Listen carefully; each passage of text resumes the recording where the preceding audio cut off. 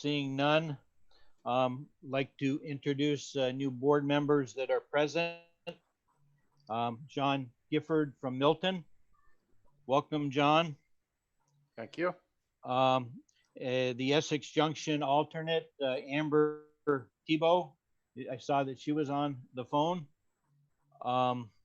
We have a new representative from Charlotte. I didn't see them on yet, but Ken Spencer. And a new representative from Colchester, Liz Hamlin-Volts. And a couple of new alternates, Jeffrey Urbanik from Colchester and Patrick Murray from the town of Essex. And we have one member of the board who has been to numerous board meetings as the alternate, is stepping up as the representative, and that's Doug Taft from Heinsberg. So welcome, everybody. The next item on the agenda is the election of officers. Do we have any additional call-ins, write-ins, Sarah, from the list that you put out on the 19th of June? I received no additional self-nominations, and there's one deletion from the list. Michelle Devia has removed her name from contention and has resigned from the board. Okay. I do not have any additional. And I just saw where Logan would like to put his name in for the executive board. Okay.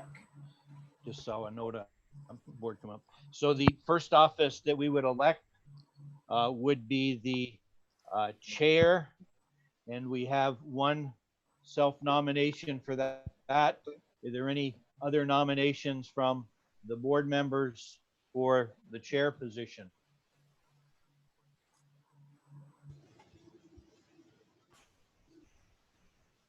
None appearing. We have the one candidate, and I guess what I'd be looking for is a motion to close nominations. The South Burlington so moved. Second. Second. Okay. Now, the second was from whom? Logan? Brandon Logan. Yep. Okay, very good. Thank you. So Bryn Oakleaf is the person that is running for chair. And I guess with nobody else running, I don't think we have to go to a private meeting room unless somebody is requesting that. So all those in favor as Bryn as chair, please signify by saying aye. Aye. Aye. Aye. Aye. Those opposed say nay. I guess it's unanimous. And at this point, Bryn, would you take over this meeting, or would you like me to carry on till the end? If you want to wrap up the Organizational meeting? yeah, that would be great. Okay, very good.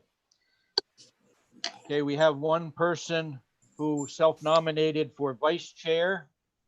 Alan Nye, do we have anybody else who would nominate someone or self-nominate for vice chair from the board?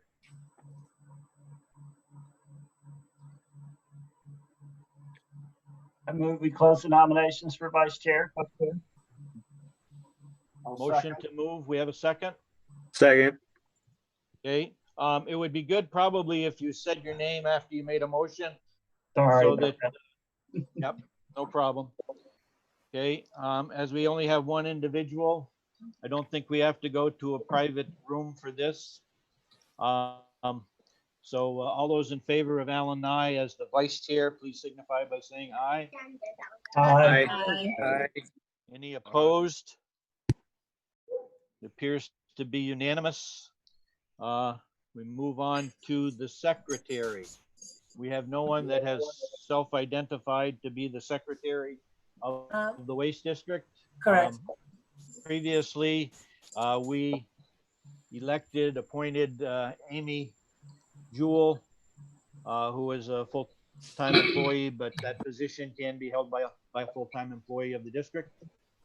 So, is there anybody that would make a motion for a secretary? This is South Burlington. I would move that we nominate Amy Jewell as secretary. Could I have a Second. second? Okay, thank you, Second, Logan. Luke. Do we have anybody else that would like to be secretary of the waste district? None appearing. All those in favor of Amy as the secretary, please signify by saying aye. Aye. Aye. All those opposed signify by saying nay. Voting is unanimous, and Amy Jewell is the secretary for another year. Congratulations, Amy. Thank you. The next position that we have to elect is treasurer. We have one self-nomination for treasurer. That is Leslie Nolte from Jericho. Are there any other nominations from the board for treasurer?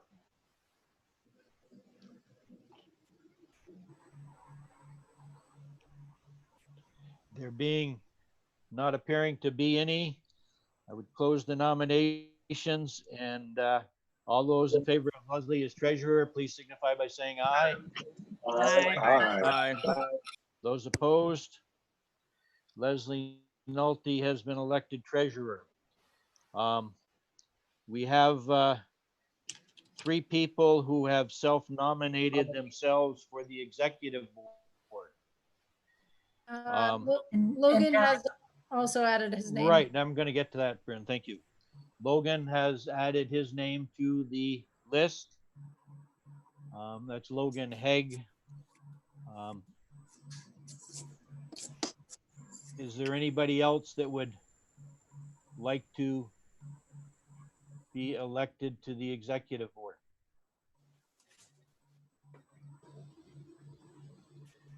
Are you looking for other, are all the slates filled now, or are you looking for additional members?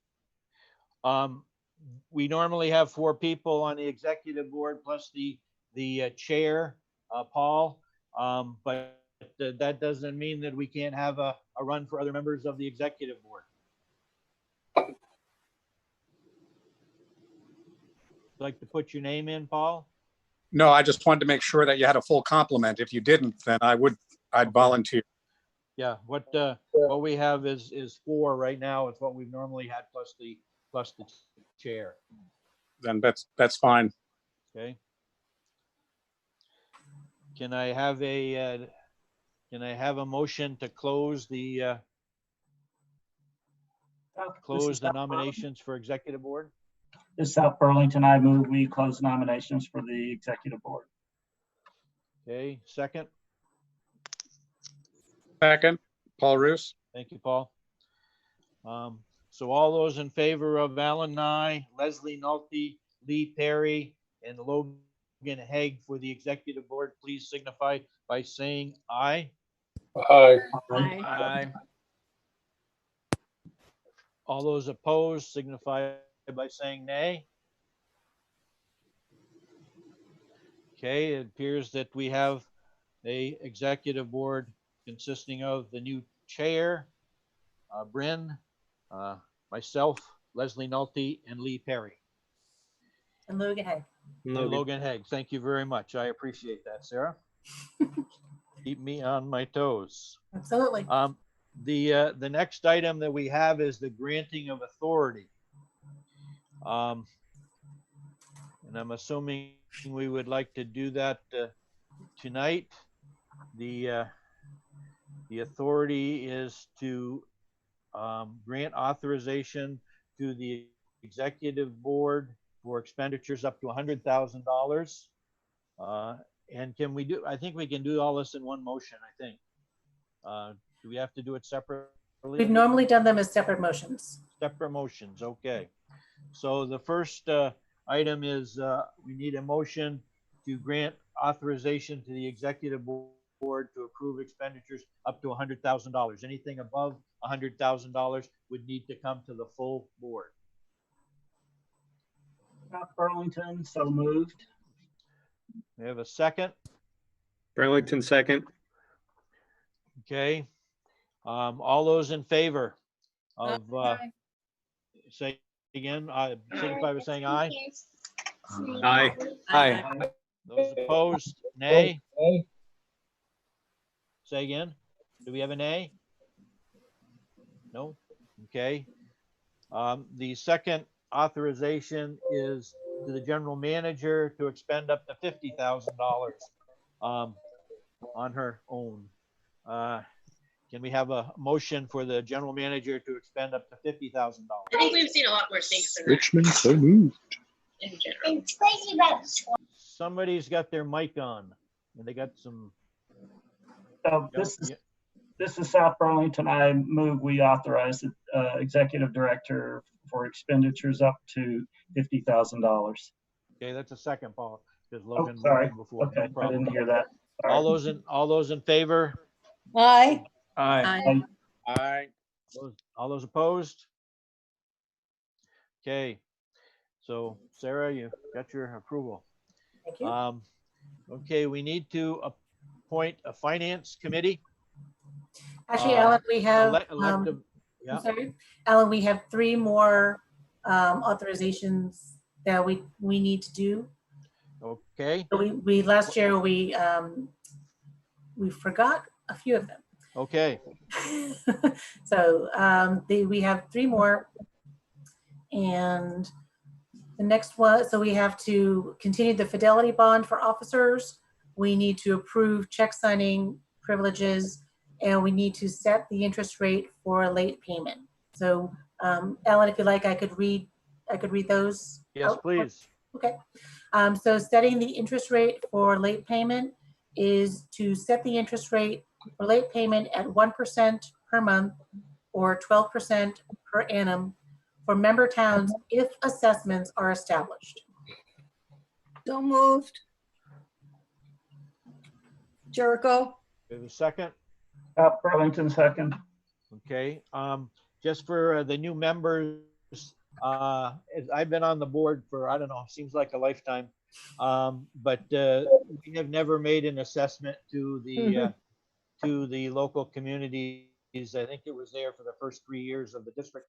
And so this is something that it never gets used because we don't assess them any requirement for payment. So, but we need to have it done anyway. So, all those in favor of?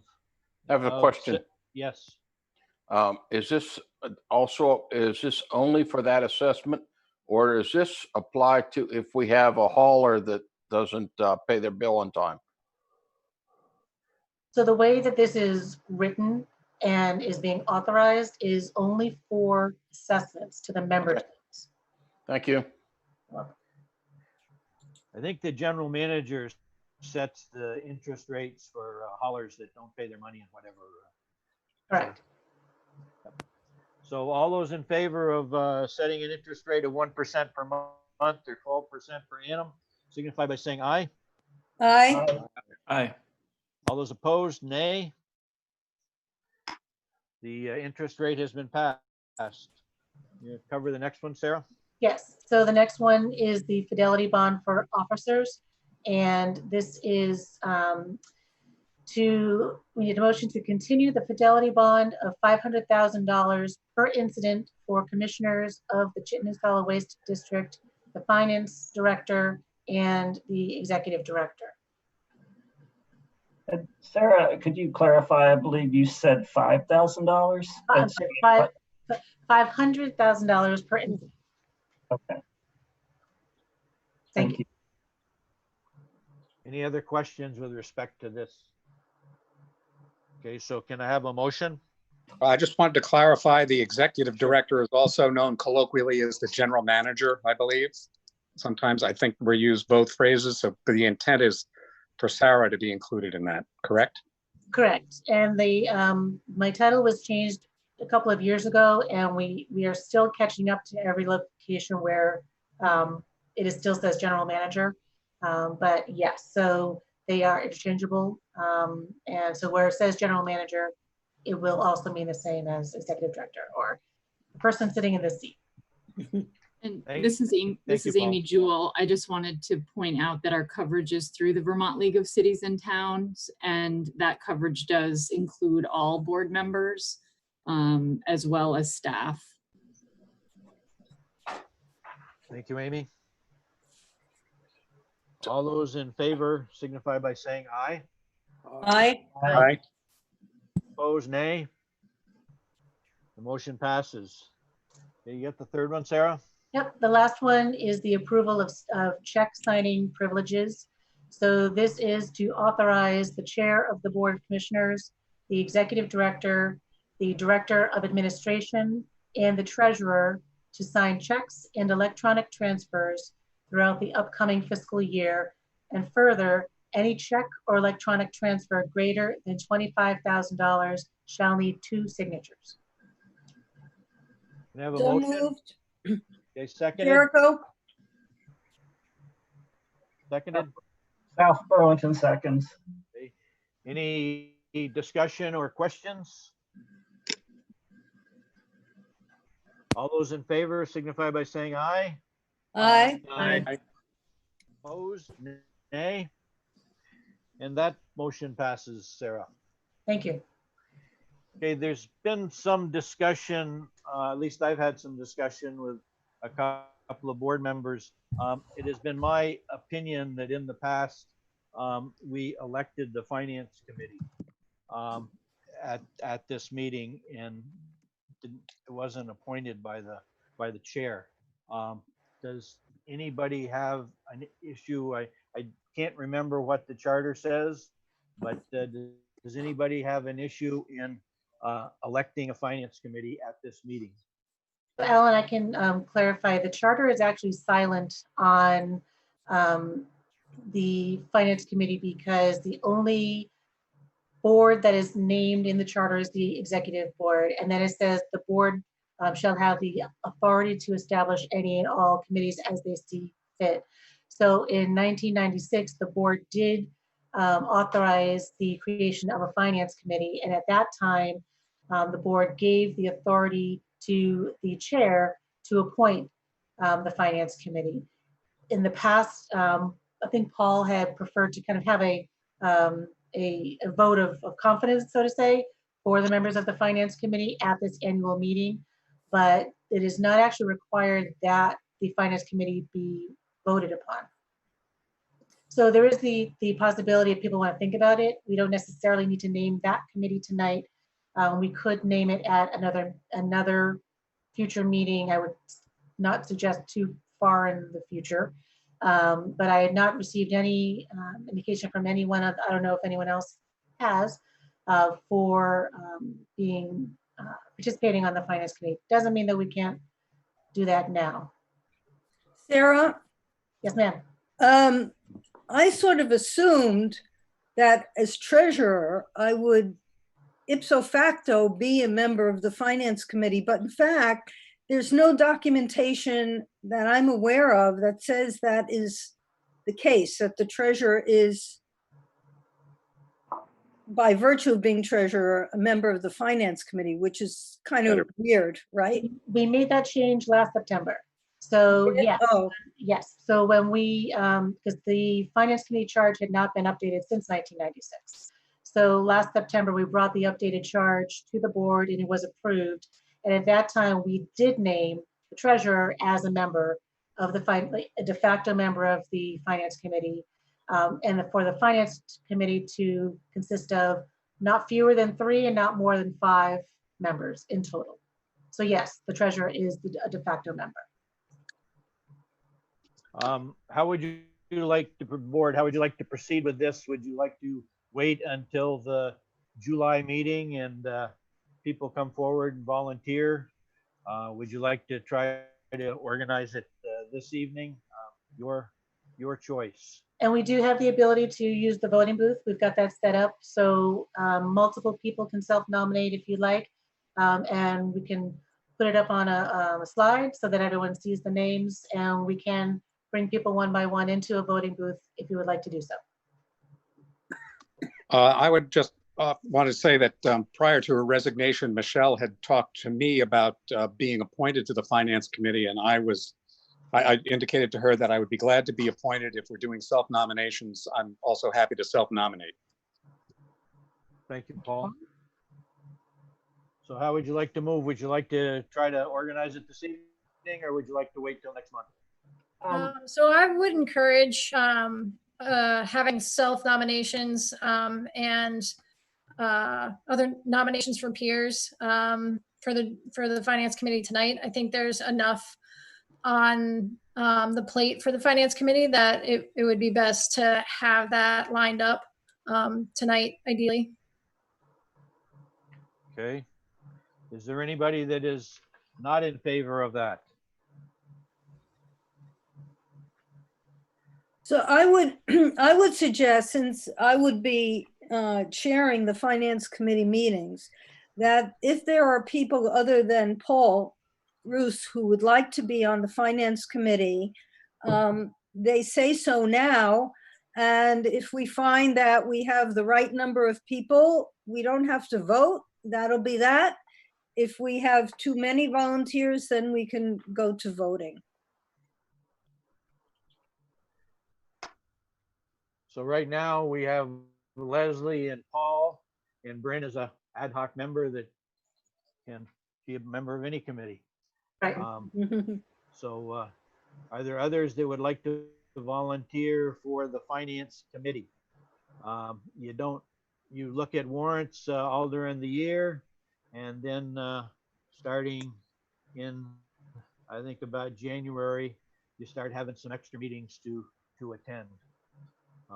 That probably was 4 or 5 when I was on the Finance Committee. Yeah.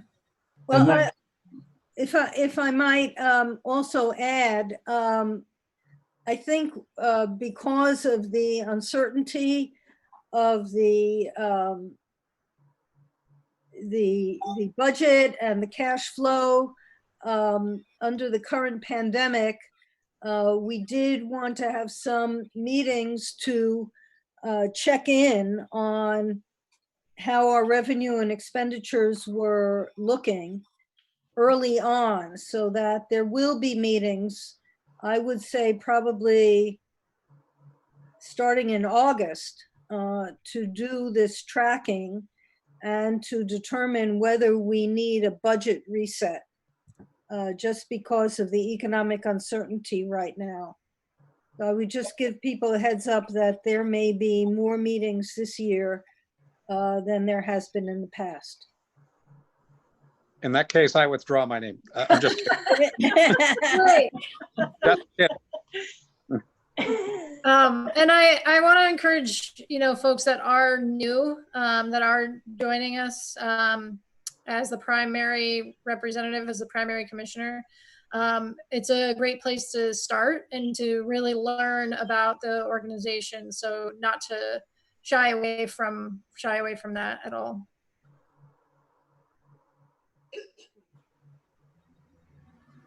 Any other volunteers? Yeah, this is an old timer. I might stint on the committee. I would not mind remaining. You want to be on the committee, Tim? Sure. Okay, thank you very much.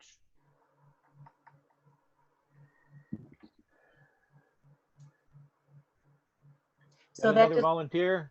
that does bring us to the minimum of 3, but we can go up to 5 if wanted. And it should be an odd number, 3 or 5. Traditionally been 3. Yep.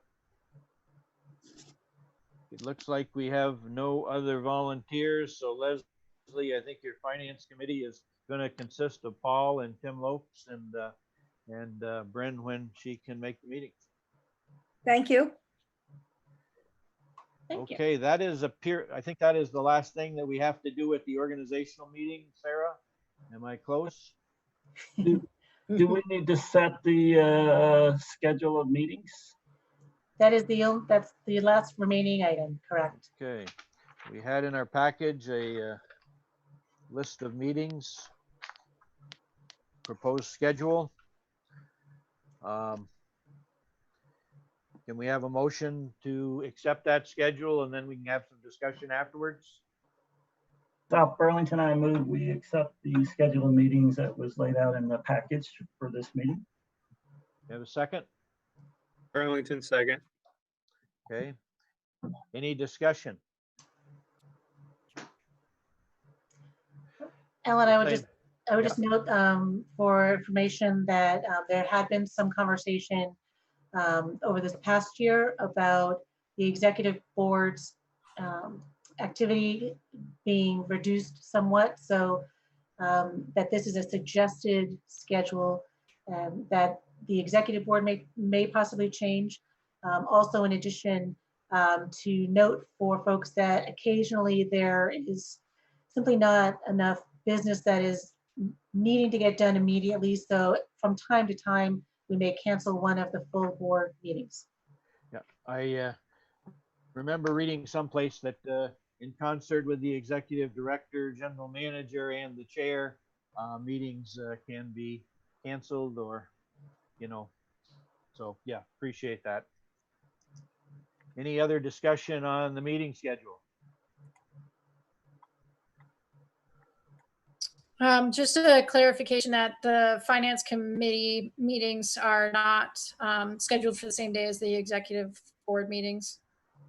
This past year, they would be scheduled at least a week before. And back when we had a number of people on the exec board, they were also on the finance committee, Bryn, we did have them, back to back kind of things, just cut back on the number of nights that people had to tie themselves up. Thanks to Zoom, we won't have to worry about that. Okay, very good. Okay, so you have a motion to accept the schedule. All those in favor of it signify by saying aye. Aye. Aye. Those opposed, nay. You have a schedule you can put on your calendar. Okay, now I think I can do this. Can I have a motion to adjourn the organizational meeting? This is South Burlington, so moved. Seconded? Second, Bolton. Okay. All those in favor of adjourning the organizational meeting signify by saying aye. Aye. Aye. Those opposed?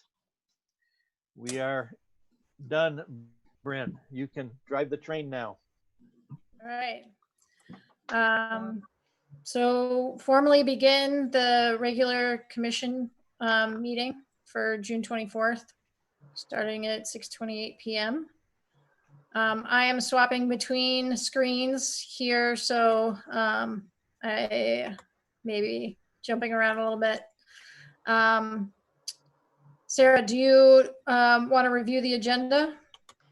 Certainly. So the first item on the agenda is the agenda. So at this point, we would ask if any member of the board has any additions to the agenda at this time.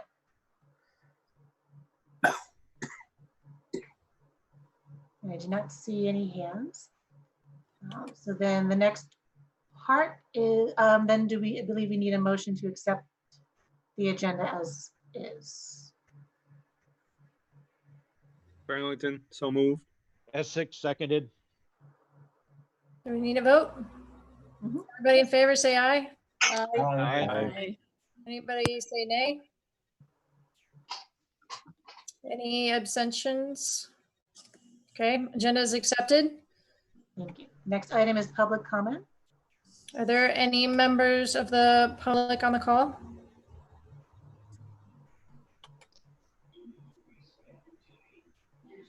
Hearing none. We move to the consent agenda. That consists of the draft minutes from May 20th, from June 10th, to the executive director update and the program updates. Is there anything anyone would like to remove from the consent agenda? The only thing that I see, this is Jeremy from Williston, the minutes from June 10th. Oh wait, no, I'm looking at the wrong thing. Never mind, sorry. This is Paul from Underhill. I did have a question on the executive director update. It's not an objection, but a clarifying question. Okay, do we need to remove that from the consent agenda in order to have that discussion? I think because the question was not forwarded ahead of time that we should. Okay, so we'll remove that from the consent agenda. Any other items? All right, hearing none. Do I have a motion to approve the consent agenda? Essex, so moved. Burlington second. All right, all those in favor? Aye. Aye. Any objections? Hearing none. And can we discuss the executive director update at this point, or do we have to? Nope, we do it now. My question, Sarah, was on the consolidated collection survey or study that's being conducted in Burlington and South Burlington.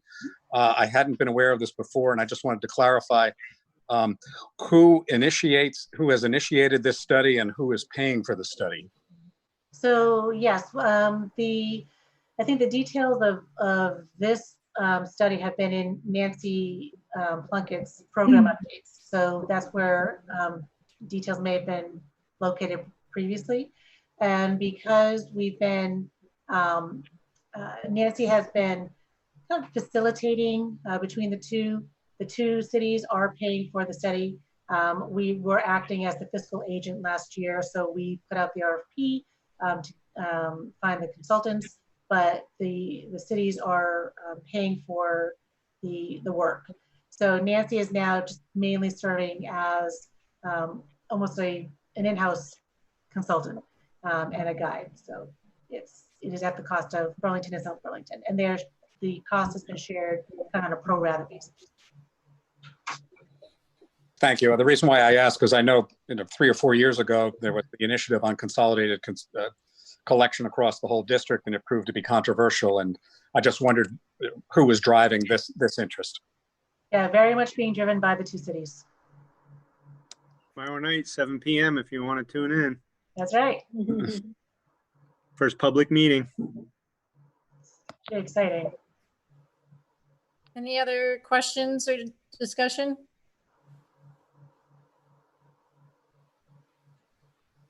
Do we need a vote on that, Sarah? No, that's just a clarification. Okay. Okay, can we move on to the receivables management policy revision? Yep, and that will be Nola Ritchie. Hello. Does everyone have a copy of the receivable management policy with the highlighted edits? I can No, share my screen. Hang on, let me get Okay. over there. Yeah. So Nola, if you could describe the need for. So there's 2 items that I added to the receivables management policy. The first is the accounts receivable write-off authorization. At this time, we don't have an authorization to write off any amounts of money that we don't believe that we'll be able to collect. So this basically says that we will make every attempt to retrieve the funds. But sometimes a company will go out of business, or they just stop using our services and decide not to pay one of their bills. So I didn't include a timeline, but based on the letters, we have to give 60 to 90 plus days before we're going to even consider a write-off. I included amounts less than $100 could be written off solely by the authorization of the finance director, which at this time is me. And if it's more than $100, we would include the executive director. Let me scroll down to the changes. Pardon the speed of scrolling.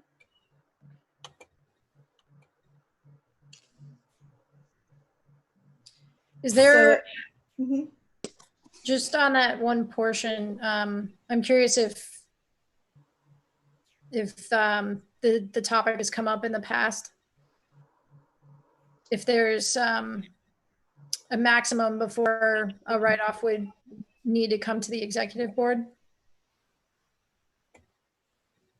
I haven't seen any policies regarding any sort of write-off authorization. So if you feel like we need to add in another value, we can.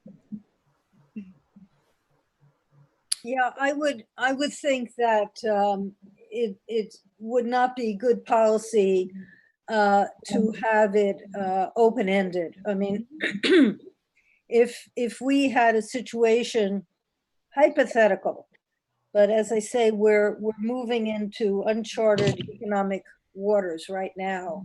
If we were to have a bankruptcy with a client that owed us $10,000 or more, we might want to not write that off, but pursue legal or other action. And I think we have to have some cap on the write-offs. And Nola, I mean, I think this is, correct me if I'm wrong, but my thinking is that this is for those little things at the end of the year that are impeding with our rounding. They're causing us to round. We don't want to do that. And so No, actually, that is a second set. There are a few people who have overextended their 90 days.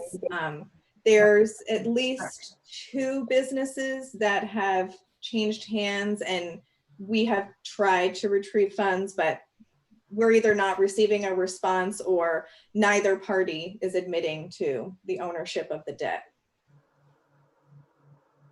Both of them are under $500, I believe. But like I said, I'm more than happy to add a cap to the executive director end, and then having to bring a certain value to the board to discuss and potentially take legal action.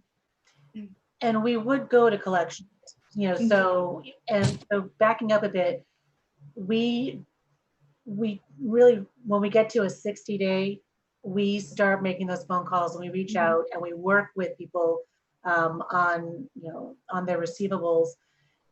And, you know, we have in the past had a few who were consistently out at 100, and we knew that they were always out that late. They always paid, but it was just super late. And once we started actually applying the late fee, miraculously, they were able to start paying us closer to 60. So when we get in that danger zone of 75 to 90, we really turn up the communications. We do phone calls, we do emails. We have done certify. We've threatened with going to collections. So that all happens before we get here. This is not our first stop. This is after other bits have been exhausted. I understand that. I'm just putting in my concern and my advocacy for cap, simply because we could be facing some unforeseen catastrophic situations arising out of the current economic fragility, and I wouldn't want us to. It just seemed to me to be prudent to put in a cap. I don't know whether the right cap is $500, $1,000. Something of that order of magnitude is what I would advocate for. Okay. For this purpose, for this particular purpose. Right. So if someone out there wants to put in a friendly amendment, would that be the appropriate? I don't know what the sense of the rest of the board is, but I would welcome a friendly amendment into saying that 100 up to 500 or 1,000, whatever people feel seems to make sense. And we haven't moved anything yet, so nothing has been moved yet, so there's not yet a need for an amendment. But we can adjust on the fly and say, here's what we're asking you to consider, and then that could be the recipe. This is Alan from Essex. I think $1,000 would be an appropriate amount that would come to the executive board. Okay.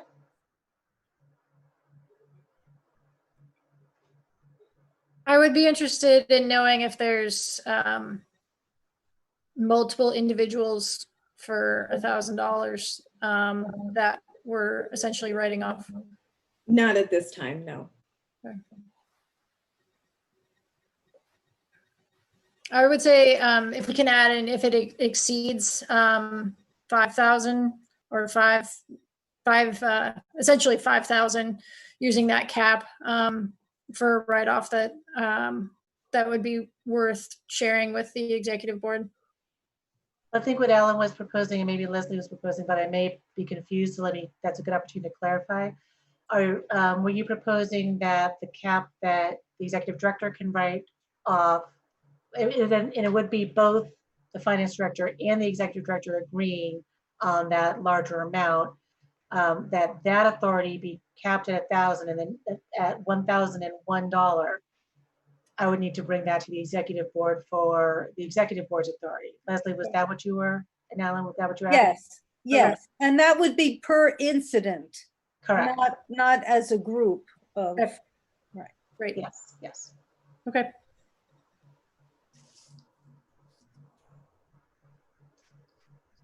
Would you like a motion to approve this with that change, or so you've got it already, Sarah, or you want to wait till next month? I have it already recorded. Nola, are there more items to review down below this? Yes, so in that same section, from time to time, we do have credits that are accrued, and that could just be, we're receiving more money than they're billed for. We do have a few clients that prepay based on their records. So when we make those adjustments, sometimes there's a credit. And in this case, I've asked that if it's less than $1, that we just write it off. We do not refund the money. And again, this could be changed if you feel like $5 is more reasonable, because we'll be writing a check and mailing it out. So the cost of the check and the stamp, I suppose. From $1 to $99, I could authorize a refund. And if it's $100 or more, both I and the executive director would authorize the refund. And this is typically only because we have a lot of customers that, like I said, prepay and then never seem to take the credit that's on the books. And there are a good deal of them, not many that are more than 100, but there are a few. Again, I would recommend a cap on this one, perhaps a $500 cap before approval by the executive board. And so this is overpayment. So this is I money.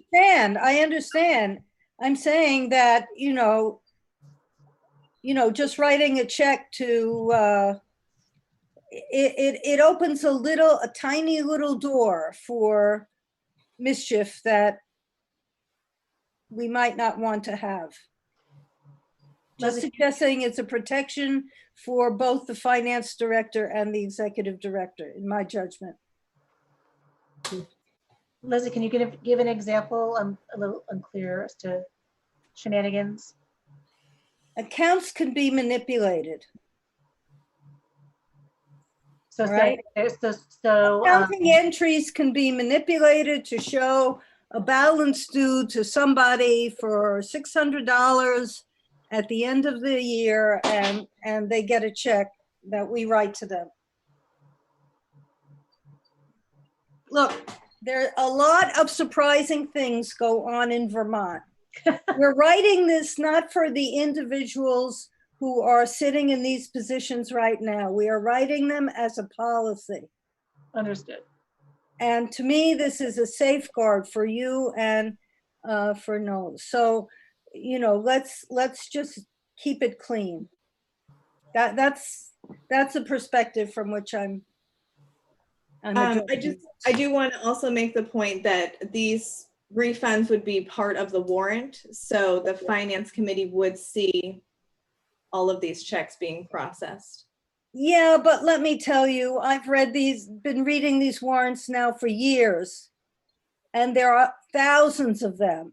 And it is not easy to fly spec those warrant reports. The other thing on that is the warrants are typically reflective rather than proactively looking at and approving. So I'm comfortable with a cap of $500 and then essentially flagging that proactively for the finance committee. And I would also be curious about, to your comment that there tend to be quite a few credits that are not claimed. And if there's an average or a median number that is, and factoring the labor in, not just the check and the stamp amount, but the labor expense as well. And seeing if we can say, not nothing under $20 is refunded.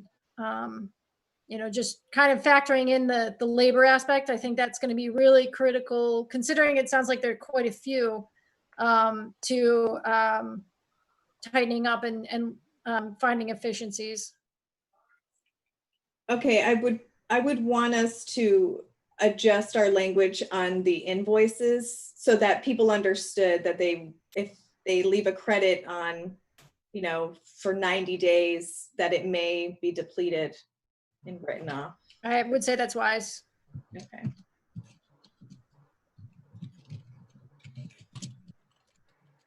Are there any objections to that request, to that proposal? I have a comment to make. There is a requirement for municipalities when there's money left over to send it to unclaimed property at the state.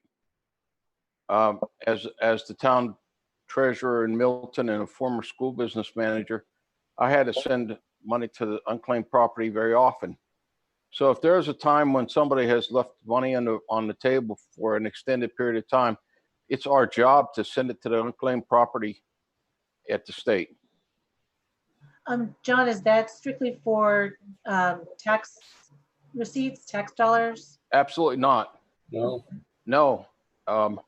If I write a check to you and you never cash it, at some point I have to send that money to the unclaimed property. I put your name on it, but we have to send it to unclaimed property. So that's only after we've exhausted sending them a refund. Yes, absolutely. Okay. But it's not, we can't just, I'm wondering why we want to just write it off. We have an obligation to send it to unclaimed property. If it's under $1, do you know if there's a value? I know that when you get the list, I get the list from unclaimed property every year, and there's a lot of them that are say under $1. Then the next level is like under $5. Next is under, I think 100. But whatever we send them, let's say I don't cash a check in the school or town, sends my money to unclaimed property. I have to go through a process through them to get it. But my name is on it at the unclaimed property procedure at the state treasurer's office. Does it factor in, is there any factor on administrative processing expenses? No. You don't get money, you don't, I don't get to reduce how much I send to the state for that.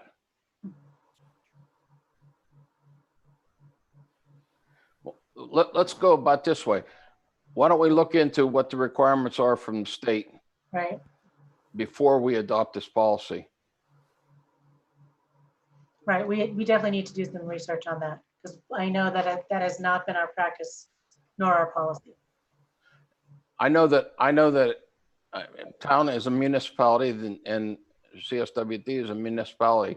So there's no difference in the regulation. So we need to make sure that we're doing the right thing. We can't just write it off and say it's gone. Right. Yeah, we need to research that. Thank you. You're welcome.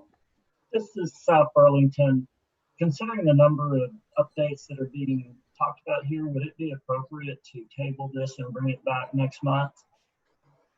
I would agree. And I would ask that we continue to go through the document and then we can bring a revised document to the next board meeting.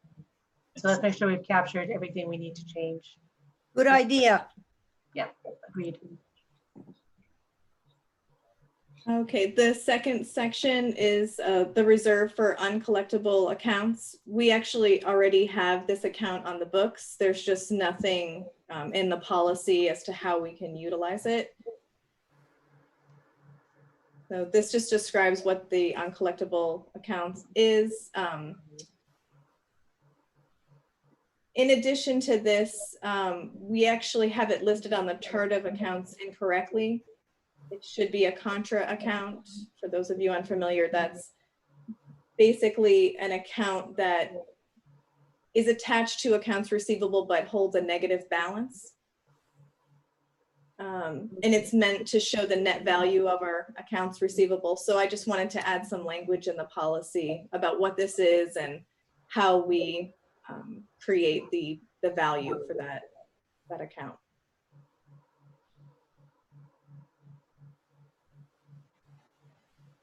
Any questions or discussion on this section?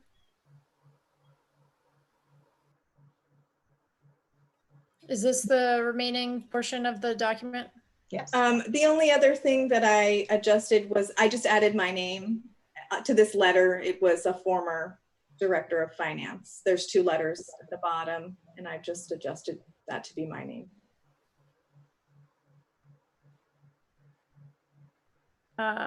Do we need a motion to table this until next month? Yes, please. I'll move that. Jericho, The second, A 6-second. all in favor? aye. Aye. Aye. Any object? Okay, we can move on. Thank you. Thank you. So the next is the drop-off center update. And I'd like to have Josh Tyler available to do the majority of the presentation. And Josh, I will stop my screen share and allow you to do your screen share. I think Josh is still here somewhere. I hope so. Oh yeah, can you hear me? Yeah, because you got the PowerPoint and I don't. All right, do you guys see the PowerPoint that I'm about to pull up? There it is. Yes. Okay.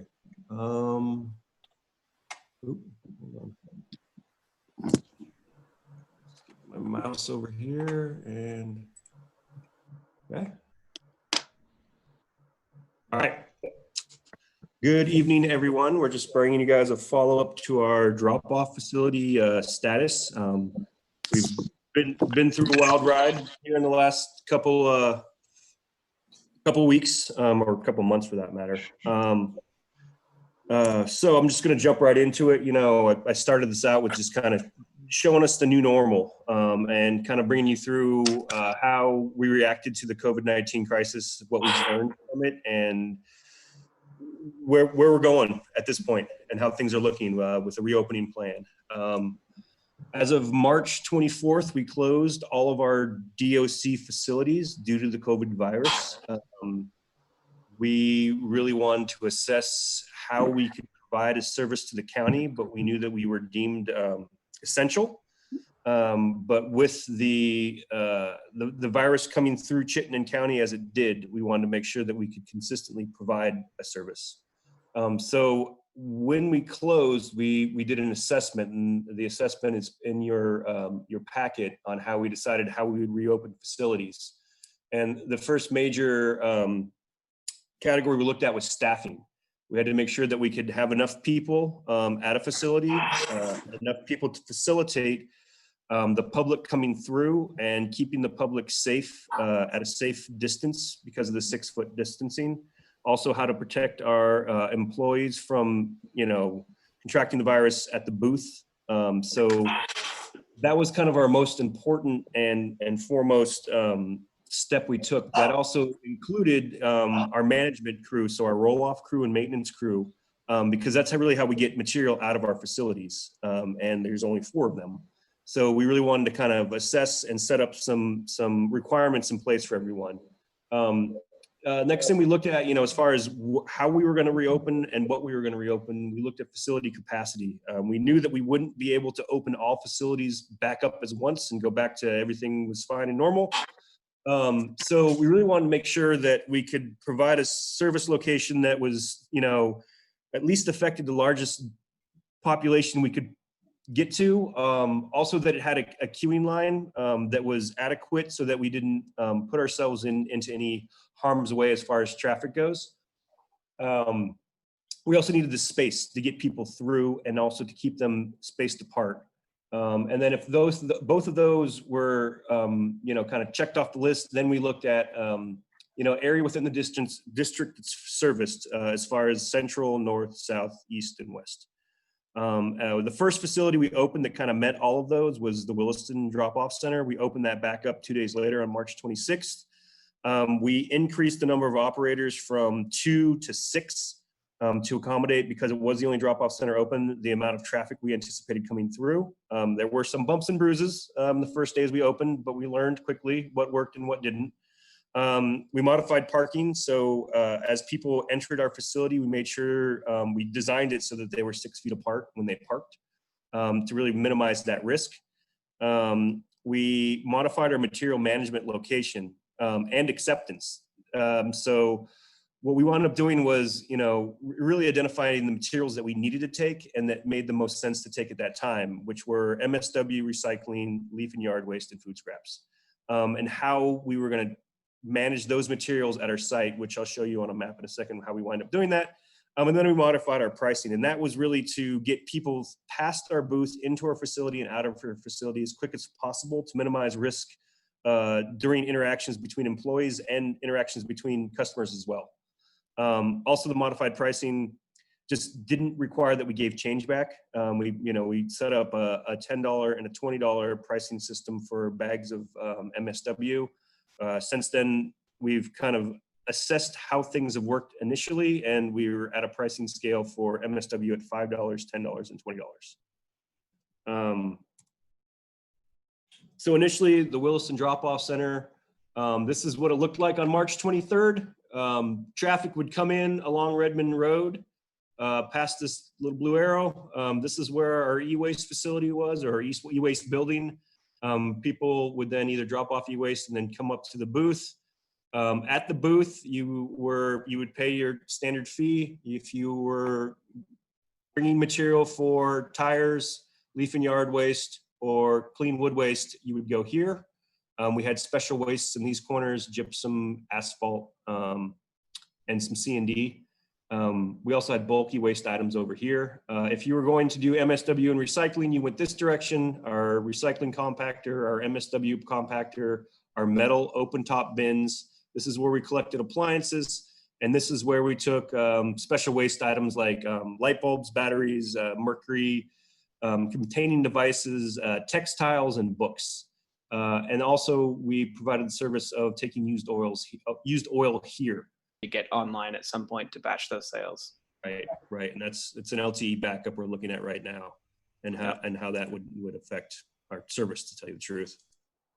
Paul Stanley? Yeah, Josh, I'd be curious to know what how much revenue per pound of material is being brought in we are receiving with the tiered pricing versus what we had before.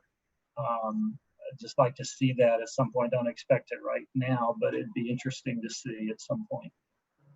Yep, that's something we're definitely looking at as well. And with this whole process, it's making us really reassess. You know, we had planned on doing this down the road, but kind of pushed it to the top of the list of things to really take care of. And one of the things we really want to look at through this is, what does it cost us to manage materials? Like, you know, to have a person in the booth, to have a truck pick the material up and where that truck takes that material, maintenance on the equipment that manages the material, both trucks, compactors. You know, we really want to take a good look. There's going to be some assumptions, you know, that we're going to have to build into that, but it's something that we've actually, it's on the board in front of me right here in the conference room. We want to, you know, really get that tightened up so that we can really, if we do look at a new pricing system or a tiered pricing system, that would be the guidance that we would employ, was, you know, what does it cost us to do this so that we can break even and manage our materials. Okay. Paul, I do have some raw data that I can share, and just, you know, everyone keep in mind that this is raw data. So for comparing fourth quarter trips, fourth quarter revenue, so for fiscal year 2018, 2019, the trips in the fourth quarter for the entire system, the entire drop-off center system, were almost identical at 98,800 a piece. So 98,883 in 2018, 98,876 in 2019. So basically the same. The revenue for 2018 for that fourth quarter was $627,000 for 66 in 2018, slightly higher in 2019 at $665,000. So our trips in the fourth quarter of this fiscal year 2020 are exactly 1/3. So 36,000 trips. And our revenue is 50%, so 309,000. So that we are obviously seeing a reduction in revenue, but the value per trip is higher. Okay, that helps answer what I really wanted to know. Thank you, Sarah. You're welcome. Hello, this is John Gifford. I had several people talk to me about the tiered pricing approach. It was at one point, I think, $10 for 4 bags here in Milton. And they were upset about that because I don't have the place to put 4 bags of trash. I don't want to go and pay $10 and put 1 bag of trash. So I see we've changed it to $5 for 2 bags of trash. Do we have any idea of going somewhere for just 1 bag of trash? So to back up on the tiered pricing, it has been, we've been going under the assumption that it's a temporary system. So we do intend to go back to our per bag pricing. So if you were bringing in, the smallest size, for example, at $2.75, then that's what you would pay. So the goal was to maintain the tiered system most likely through this first quarter to get us up to the number of drop-off centers that we feel that we will be operating in the fiscal 21 year.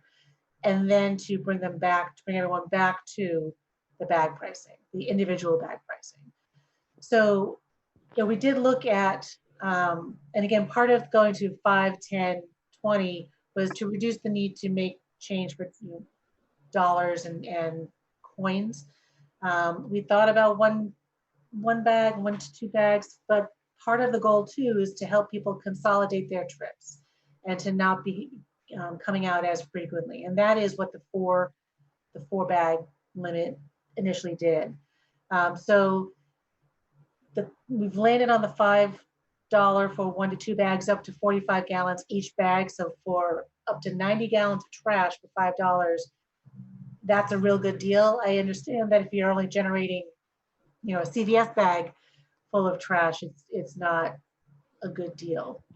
And that's exactly what was presented to me by 2 older people. I don't have a place to put my bag. I just have this small bag, 18 gallon, I think it's called. And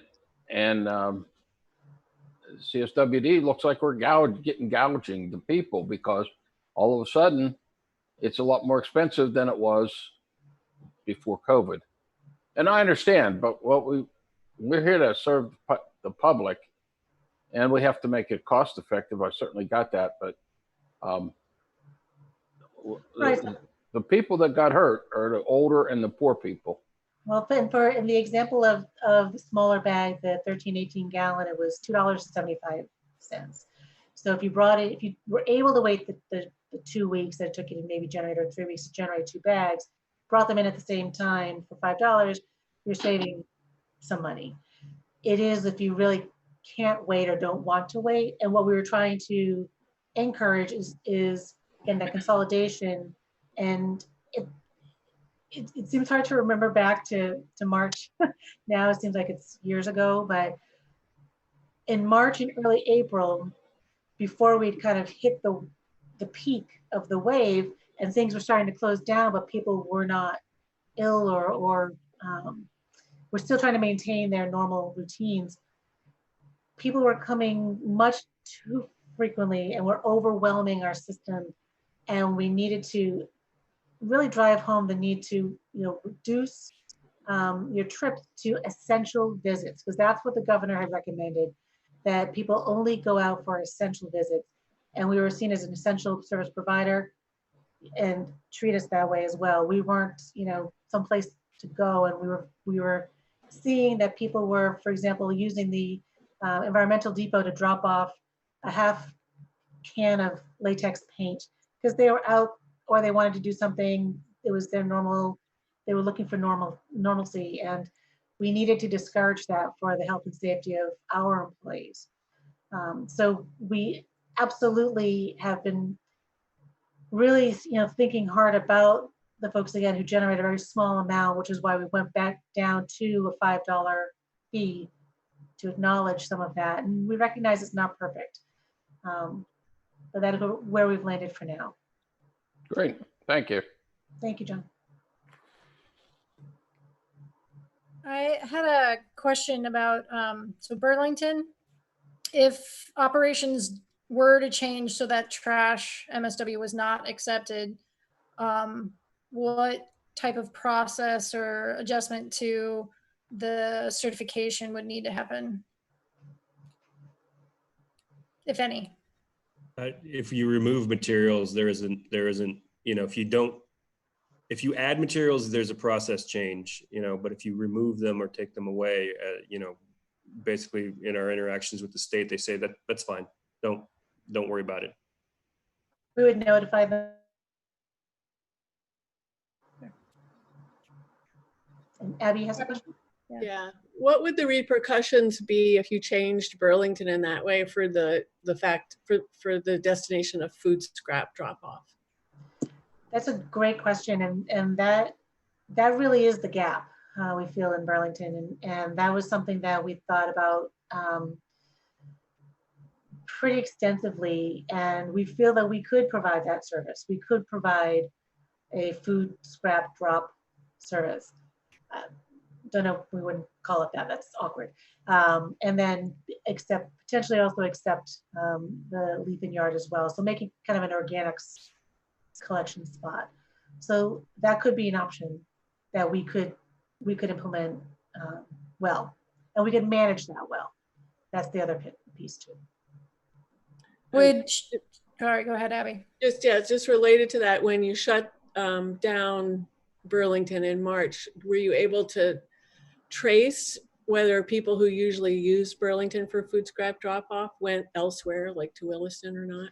Yeah, we don't ask people where they're coming from. So no, we do know that we had heard from customers who, as we started to reopen, will call in and would ask, well, when are you going to reopen Burlington? They would tell us that they've been coming to Williston, or that they had contracted for subscription service. So and because they were also asking, well, what about South Burlington? So we know that most of the folks who used to use South Burlington, Richmond, and Heinsberg have been going to Williston. So we'll see some peel off, not much to Essex, but when we open South Burlington, I think that's where we'll see some of the former Burlington customers will go there. Okay, thanks. You're welcome.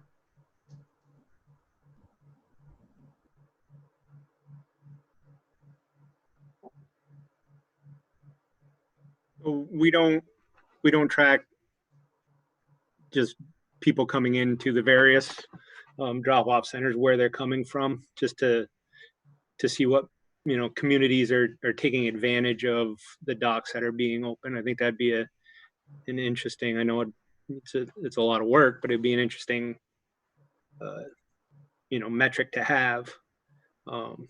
We absolutely support Burlington, the organics dropped off there, but as in our recent conversations, we're getting a lot of push from the administration and council as to when Burlington is going to reopen. And it'd be interesting to hear some of the other board members' thoughts on maybe ideas. I've been trying to brainstorm with Sarah and Chapin. I've thrown out there appointment only, like they're doing at the wood yard, to limit the amount of traffic through the facility backing up into Pine Street, and maybe rerouting it in through the outdoor. So is not to have that cross lane traffic. It's just, it is a backwards setup, the way the flow of traffic goes through that place. I've seen it. I've worked for the city for 13 years, and where our facilities that Josh pointed out, adjacent to the drop-off center, is where we keep our material, and we have trucks going in and out of there, so and resource. So I think maybe a different routing of traffic would help to ease. But I'm just brainstorming here, because I got some pressure on me as well. I'm just interested in, you guys have seen the site layout. Maybe some ideas any other commissioners might have. Is the council mainly interested in full similar limited services and limited material collection that the other state agencies are providing, or is it a greater push for the food scrap collection? No, it's all services. We're starting to receive more calls. Counselors are receiving calls from their constituents wanting to know when the drop-off center is going to be open.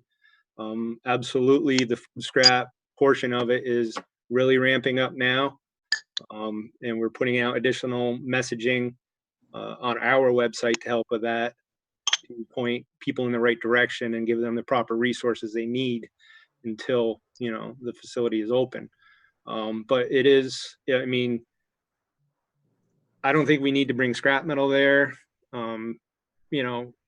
Waste streams like that. I just think the main, your trash, we offer recycling in the city. I don't know if there can be an exemption for that, because we offer it, as we had discussed. And food scraps, are the three big main streams.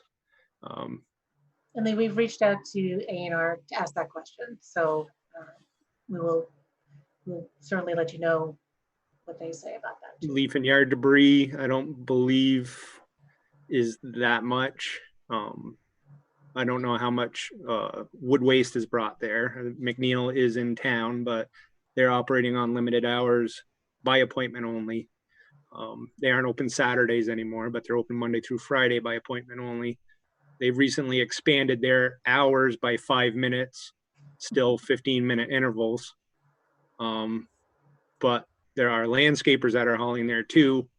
And it says on their website, if you expect a large trip, that you should book 2 appointments back to back, so you have enough time to unload and still maintain proper social distancing.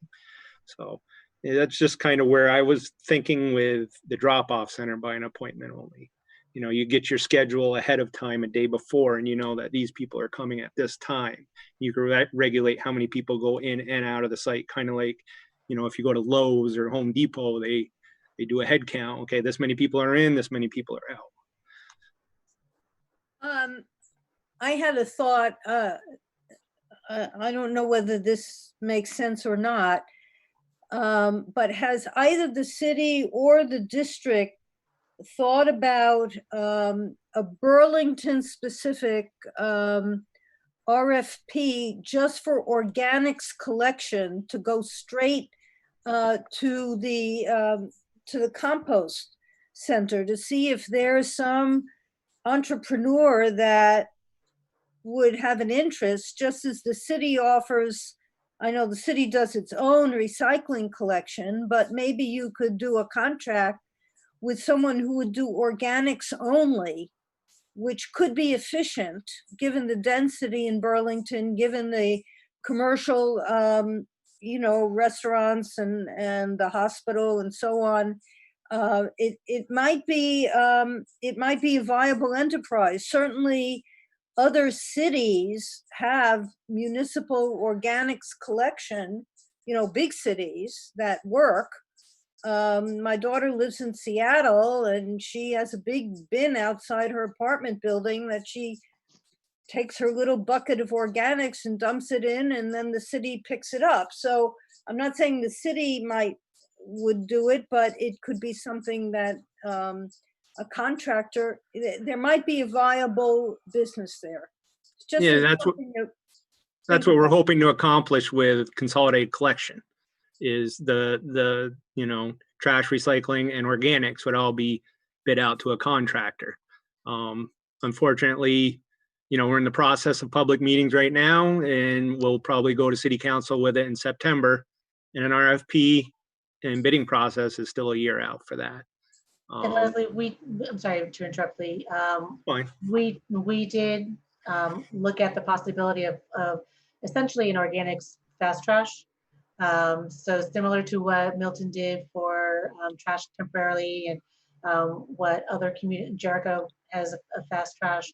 So we did look at that possibility and did not receive interest. Okay, thank you. Lee, maybe the counselors need to get us approval for a different site. Yeah, but that still wouldn't help in the immediate, right now. We have a week and a half until, the Act 148 kicks in, and no, we would love that too. Jeremy? Could Yeah. you just test a reopen without MSW and just do organics and recycling, just to have something for the community? I mean, that's very short term and possible. And that is what we've been talking about, and that's what, as staff, that's what we feel is feasible. And it wouldn't be next week, it wouldn't be July 1, but it would be very soon, could be very soon into July. So we do feel that is doable. Bryn, did you have? Yeah, I was gonna see if there's been any conversation with the with Resource and trying to collaborate with them on just brainstorming options and ideas, as they might be willing to do some rearrangement or may just be creative with some ideas as well. I've talked a little bit with Rob down at Resource, because I feel, unfortunately, the way the traffic flow goes in through the entrance by the where you pay is also where Resource accepts their donations. So I had talked to him and kind of brainstorming, saying, maybe we need to have these people either go around to the other side of the facility, and you can bring your material in through your gated area to where you store it. Yes, it's a little longer. Move some of those construction trailers they have in that area to open it up a little bit. There's a lot of ways I think everybody can work together to try to get this to happen. If there was some way we could take some material like organic stuff we have storage bins that we store all our leaves from sweeping in and that material, and we actually use all that material mixed with our spoils pile, and we make our own topsoil out of it. We have a screen set up down there. So, if there's ever an overburden of stuff that maybe we can move to our part to store, I don't know. I'm just, like I said, I'm just brainstorming and try to make options, because they really want this place open. I'm going to have some more conversations with the administration and the counselors. I'm sure some stuff is going to come up probably tomorrow as well, in regard to that with consolidated collection.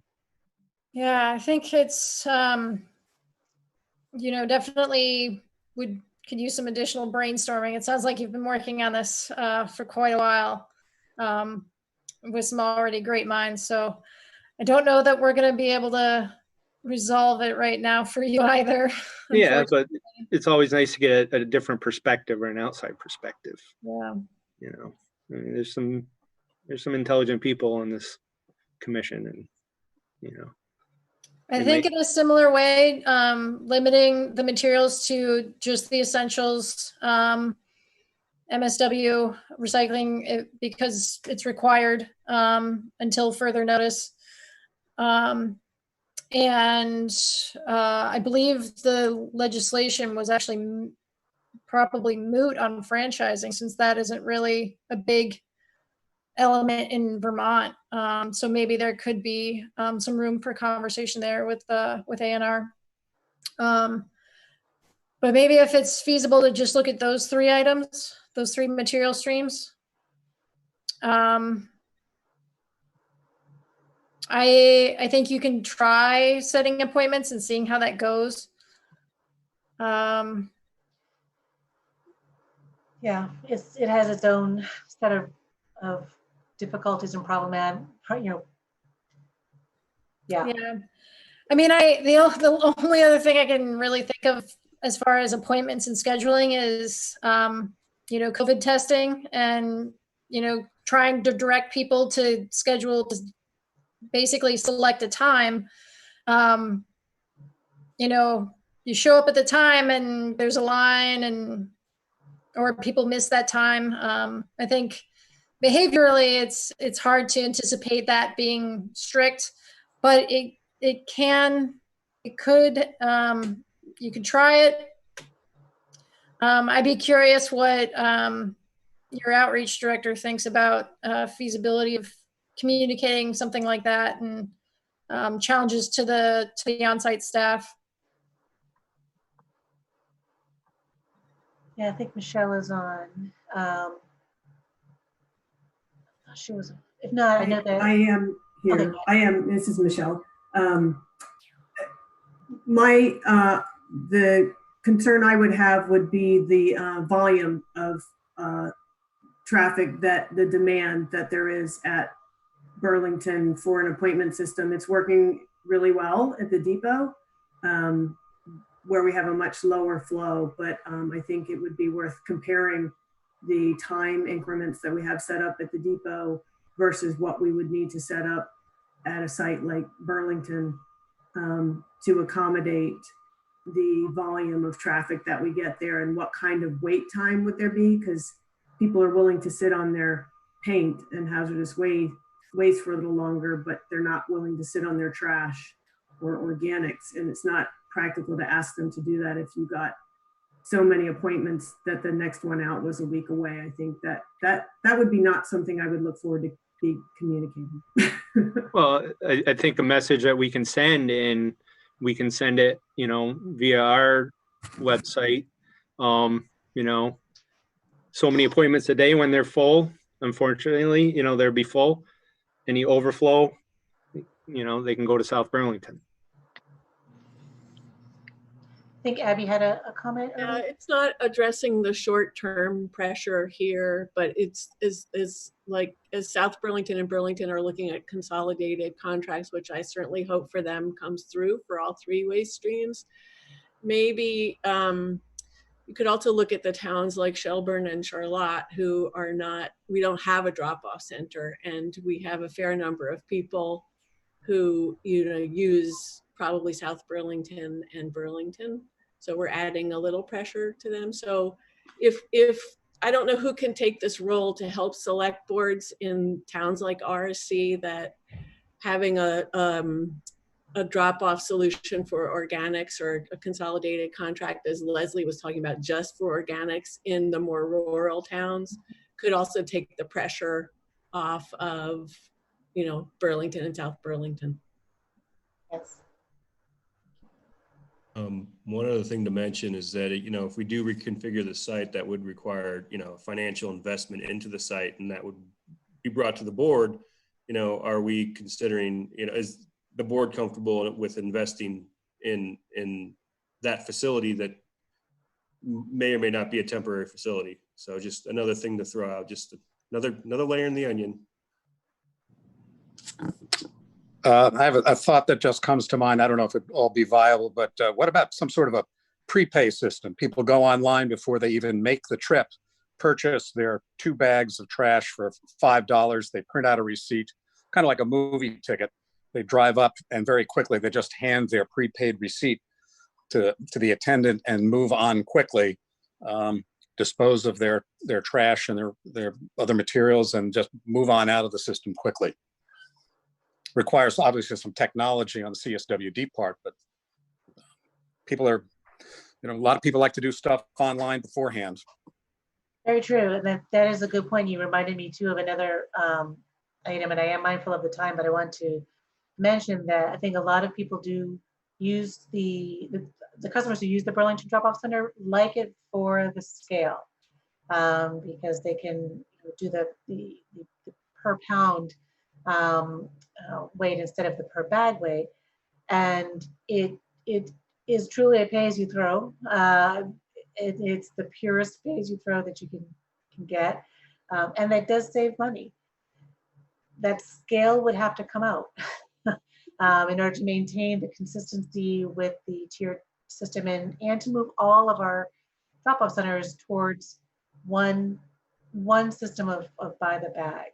So that in and of itself may reduce usage at that facility if there's not that incentive for scale use as well. There was an earlier note from Logan. You had sent a message to the chat. Is your question still I think unanswered? it was less of a question, just as we were thinking about some of those options that got laid out in terms of like the effect of some of the lessons learned if they were to carry forward. But then I take it back, given that you said there's going to be hopefully a return to sort of our baseline pricing at some point in the hopefully not too distant future. So less of a question, just than a thought that came to mind for consideration. Okay. Thank you. I just want to make sure that I acknowledge that a question had come through in the chat, just to make sure we saw that. Would there be a similar or a greater response to removing the scale as there was to closing the reuse zones? That's a good question. I don't think so. I think we would want it to be in line with what we are practicing at the other drop-off centers, the flat fee, especially if it's going to eliminate, it's going to speed up the throughput through the facility. And, they're going to be able to bring their trash. I mean, do you want to pay by the pound or do you want to get rid of your trash? I mean, I think given that option, yes, some people would have to sit on their trash for a little while to make it worthwhile. Or they can go to, they're going to do it at another facility anyway, and they probably already are. If they aren't, if they don't have subscription pickup right now or have moved to it since COVID has started. Yeah, also, if you remove the scale, does it open up that rectangle to, or not really? Does it give you more space? We're confined by that compactor. It's power, there's power I lines that see. are running. Okay. It's kind of in a line. So you've got the booth and then the scale and the compactor all in a line. Is it possible to revert back to a walk-in only? Interesting. Anything is possible, Britt. Would it be a feasible idea? Would it be That's an worth intriguing idea. That's intriguing.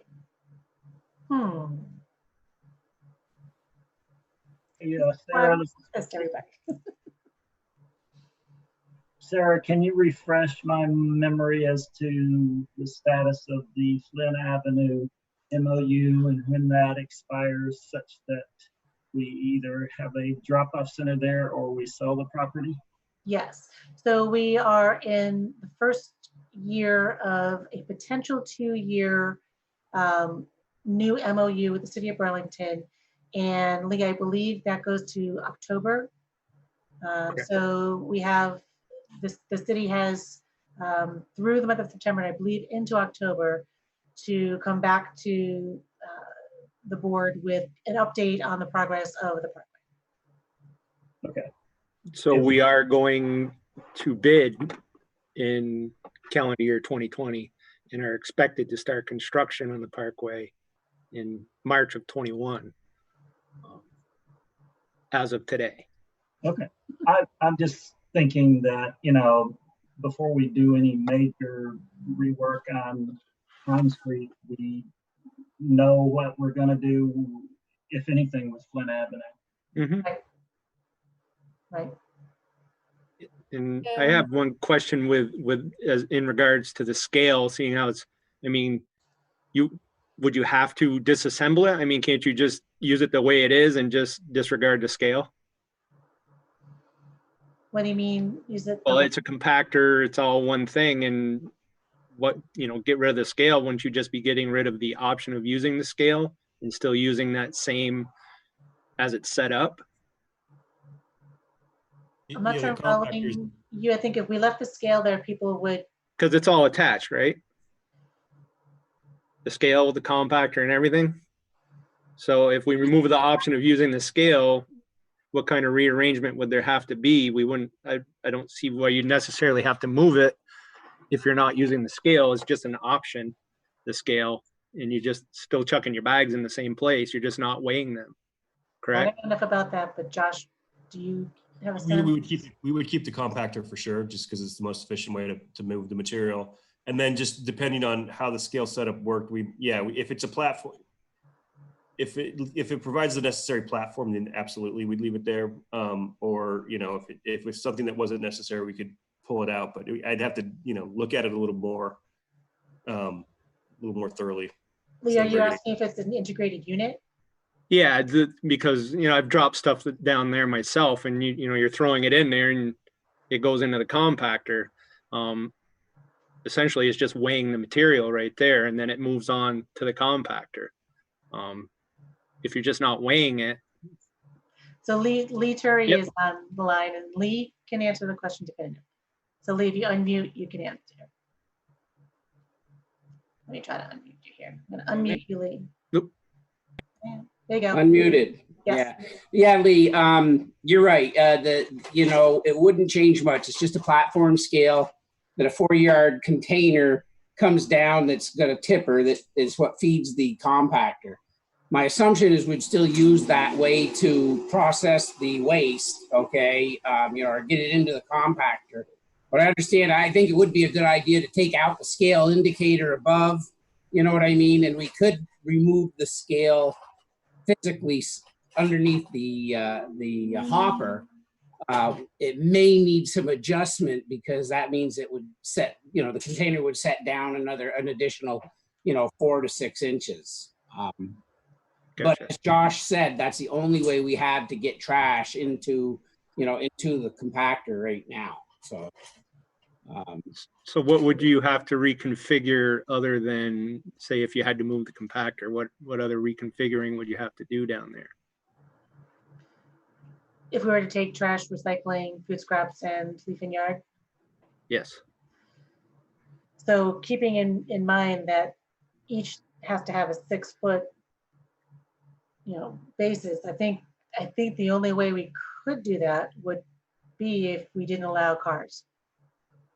And that still might be tight, but we'd have to draw it out. What about making masks mandatory on site for visitors? Talk about a PR concern. We can work within, well, it's actually a government, you know, it's part of the governor's orders. I'd almost say that ADA would be moving to walk-in only would potentially be something that would need to be visited more so in masks. If I could just mention, Josh, you were off by, you know, this 5 to 7 or whatever years. We opened in March of 2003 as a walk-in facility. It didn't last very long, Bren, because it was very, we had carts out there and people, to help them load stuff on and whatever. And it just became, people would pull up in the parking lot and put stuff on the cart and then drive away. They were just leaving their waste out for us. And I think, when we did set that up, we did not have resource next door, collecting, having a drop-off point, which I just don't see how we would be able to have traffic parking and backing in and out. It's bad enough with traffic just driving straight through there right now. It might be really challenging to have, those two things mixed. Resource would definitely have to maybe accept on the other side or something. Maybe reverse. Sorry. No, go ahead, Lee. Go ahead, Lee. No, I'm good. Let Brandon speak. I'm just thinking about other ways that metering happens elsewhere, and more populated areas. And sometimes they do it by license plate number. Even odd kind of a thing. Yeah. I don't know that that would resolve everything, but I think looking at metering options along those lines that have been implemented elsewhere could be something to at least consider for brainstorming. Writing all this down. I would highly also recommend seeing if A&R is willing to work with the city on the franchise element, and as a way to help reduce further to just MSW, food scraps, and leaf and yard debris. Yeah.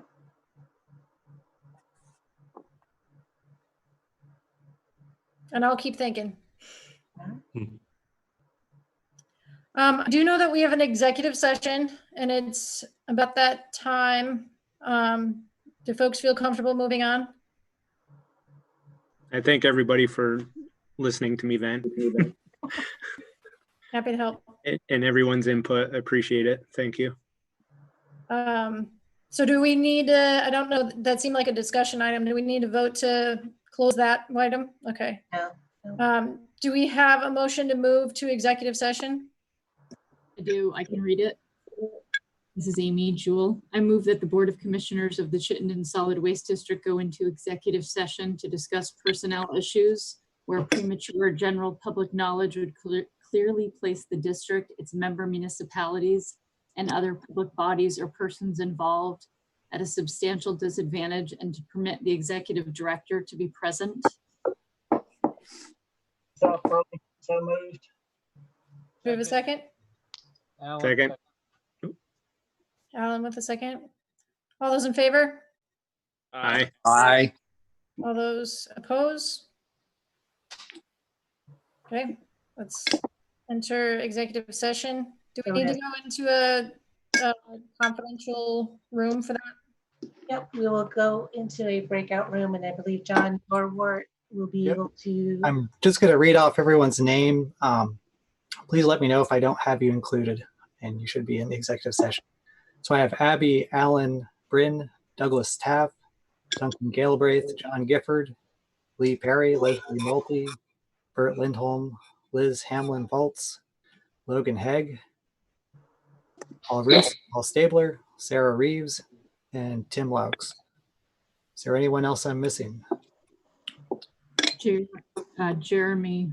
And Jeremy Halsey. Okay.